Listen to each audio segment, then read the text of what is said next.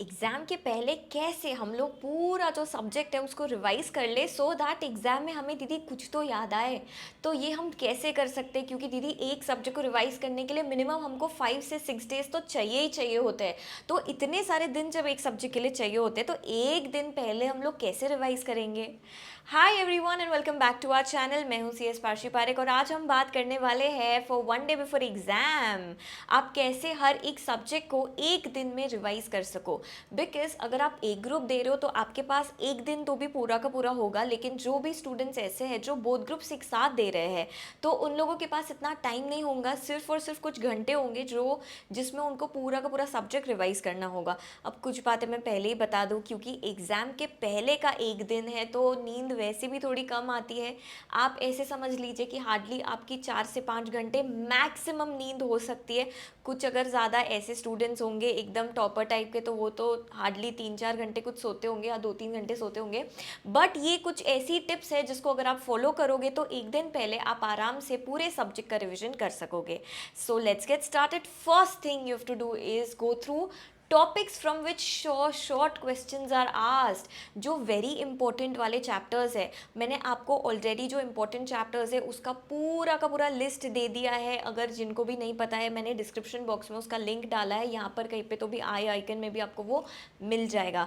तो आपको ना उस हिसाब से ही आपने ऑब्वियसली पहले से ही देख कर रखा होगा कि कौन से इंपॉर्टेंट चैप्टर्स है, कौन से सेकेंड कैटेगरी के और कौन से थर्ड कैटेगरी है के क्वेश्चंस है।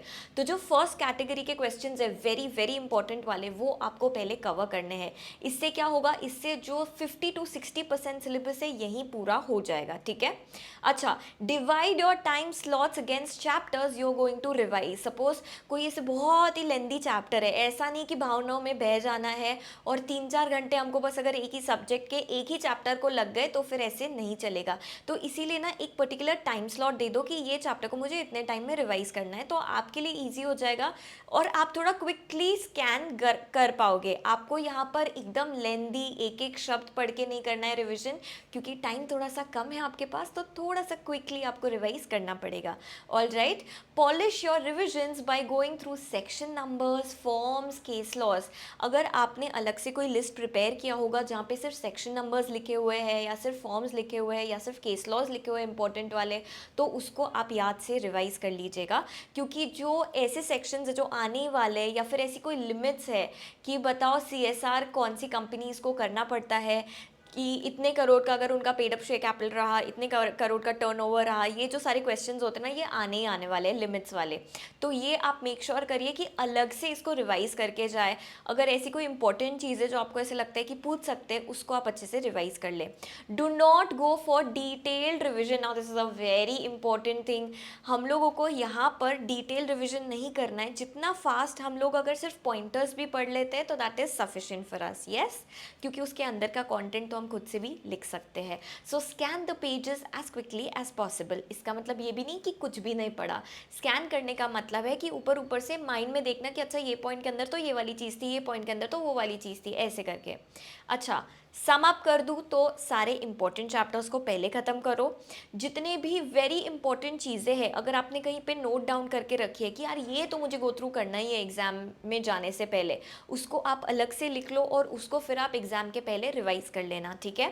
साथ ही माइंड रिविजन्स करना, क्विक स्कैन वाला करना। वो आपको पता है ना रजनीकांत का, या आई डोंट नो कोई तो ऐसा मीम था, हाँ रजनीकांत का ही, कि वो ऐसे ऐसे करता है और पूरा का पूरा जो रिवीजन है वो कर लेता है। तो ऐसे ही आपको भी करना है। बहुत डिटेल में नहीं जाना है हर एक चैप्टर के, आपको सिर्फ अच्छे से पॉइंटर्स, कीवर्ड्स, कोई ऐसे इंपॉर्टेंट सेक्शंस वो सबको रिवाइज करते हुए जाना है। All right, that's about it. I hope this video was useful. अगर आपको चाहिए मैं और ऐसे वीडियोस लेकर आया करूँ तो नीचे कमेंट जरूर से करना कि येस दीदी we will conquer our one day before exam. Thank you so much for joining in. Have a very good day. Bye bye. Take care. Outro and all the best.